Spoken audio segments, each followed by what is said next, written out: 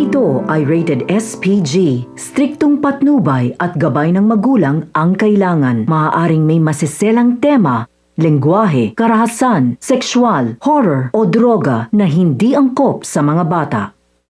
Hindi nga inasahan itong si Greg Torrecampo na mawawala na lamang ang buhay ni Edward ng ganun-ganun na lamang, at ito nga ay ginawa pa ng kanyang sariling asawa na walang iba kundi itong si Thea.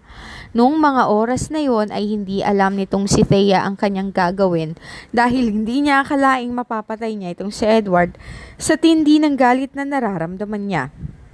Ngunit kinausap nga siya nitong si Aldrin at sinabi niya na wala na itong si Edward at tuluyan na nga itong namatay, ngunit hindi pa rin sila pwedeng sumuko. Ayon nga dito kay Aldrin, hanggat humihinga at nabubuhay pa nga itong si Regina, ay hindi sila pwedeng umalis at magtago. Kaya naman, inis na inis nga itong ang si Thea dahil hindi niya matanggap na sa lahat ng ginawa niya ay mauuwi lang pala siya sa pagiging wanted, at higit sa lahat ay hindi pa niya makasama ang kanyang anak. Samantala nung mga oras na yun nga ay sinubukan nga nitong ang si Thea at itong ang si Aldrin kung paano nga nila makukorner ang lahat ng mga Torrecampo, dahil ang target talaga nitong si Aldrin ay walang iba kundi itong ang si Regina, dahil ito nga ang sinisisi niya sa pagkamatay nga ng kanyang nanay. Samantala, halos hindi nga matanggap nitong si Greg Torrecampo na hindi man lamang siya makabawi sa kanyang anak na si Edward dahil tuluyan na nga itong namatay.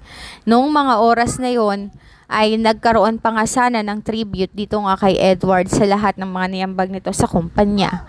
Noong mga oras na yon ay hinahanap nga ng mga bata itong ang si Regina at itong ang si Marge. Subalit nang katukin nga nila ang kwarto ay wala na nga ang mga ito doon.